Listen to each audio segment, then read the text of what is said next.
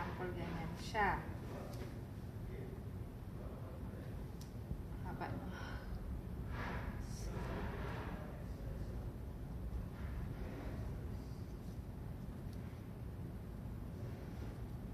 Madikit tuloy siya. Ay.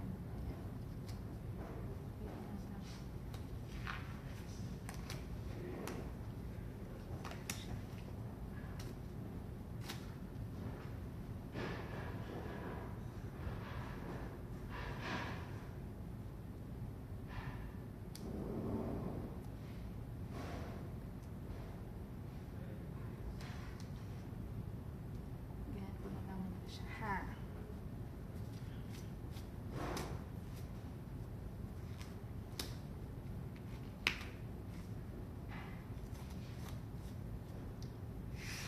Tanggal.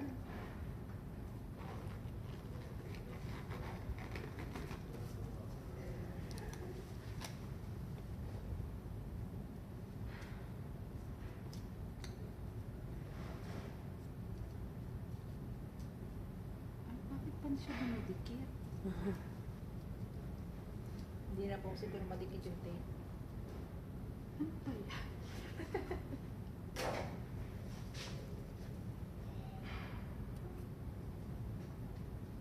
Diba ganyan siya? Okay? So, ito siya. Ganyan siya, diba? So, kink nyo yan. Close. Okay? Close yan siya. Bago nyo to i-open, kailangan na-kink nyo na yan.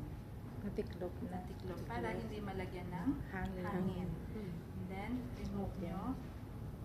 And then, saka nyo ito ipapasok. Okay? So, pag let's say na ipasok nyo na, kasi hindi siya kasya. Tsaka po ipipress. So, pag napasok mo na siya, so ganyan na siya, di ba? Kuha nga ako ng stethoscope. Saan po? May Stethoscope. Stethoscope. Ayun o. Ah, dito?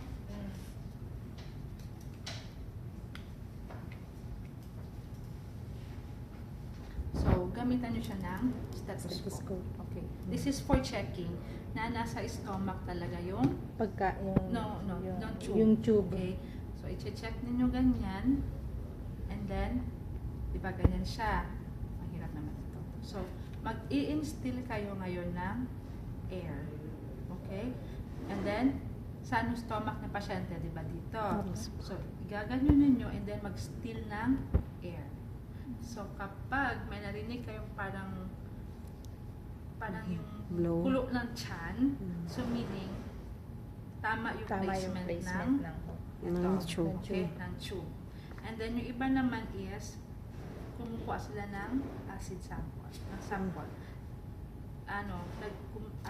gamit sila ng syringe. Okay? Syringe yung gamit nila, hihilain nila ngayon. Kung mayroong magba-backflow. Ano bang color usually na acid sa tiyan? Acid. Ha? Di namin. Diba usually parang green na parang Parang- yellow, parang diba? di na may yellow. So yun. So meaning nasa placement siya. Or else yung iba naman is inaano nila, dinidip nila sa water kung may bubbles o wala, mga ganun. Pero normally ang ginagamit talaga namin is eto. Stethoscope. Maglalagay dito ng ano, yan, and then stethoscope, and then ipipress siya kung mayroong sounds. Okay? Parang siyang group, yung sa pulo ng tiyan, gano'n. So pag meron siyang pag meron siyang tunog na gano'n, i-clip mo na yan. Okay, clip again, open. So safe pa rin sa pasyente, walang air na Walang papasok. And then, pwede tayong mag-pour ng, okay, first, bago kayo magpapakain, kailangan nyo muna siyang i-flash. Okay? 30 Water. ml ng water. Water. So, pag flash, release nyo agad. Pag medyo nandito naman siya, clip nyo na naman. And then, kunin nyo na yung preparation na food. Let's say, 120 ml of osterized milk ang gagamitin natin for the patient. Depende sa doctor's order. Depende sa dietitian anong pinipare niya. Basta tayo magpapakain lang, okay? So, 60 ml. So, idalawang 60, it's because 120. So, pour nyo yung 60 and then release. Until Hindi maubos. pwedeng mas mababa ito Kailangan mas ha. mataas. Yung pressure. Kailangan mas mataas. Huwag naman machichismis kasi baka mamaya mahila nyo to. Okay? Kakawin ka na aspiration pneumonia. So, pag medyo nandito na siya, click nyo na naman and then add on again. Hindi siya ikakapa. Hindi. Yung iba kino-cover, pwede naman i-cover po para ano lang, for safety.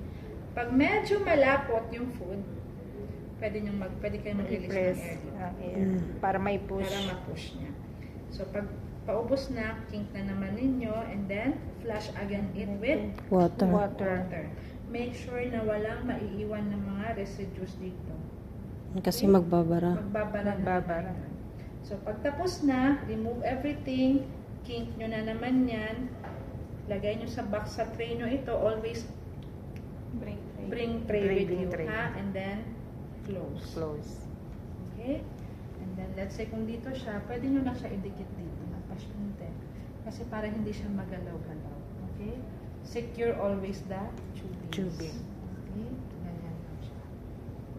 And then, wag nyo muna. Sige po, higa na natin. Wait. 1 hour to 2 hours. Depende. Okay? Apo. Yan. Mahirap ano? Hindi naman po. Yung katabi kasi ng tatay ko, ganyan ang ginagawa sa ospital. Almost 1 month kami sa ospital. Kasi, Dialysis po kasi yung father ko, so sa kidney siya. Pero wala siya. Ilang years siya nag-diarrhea? Ano lang po yun, 2 months lang, bumigay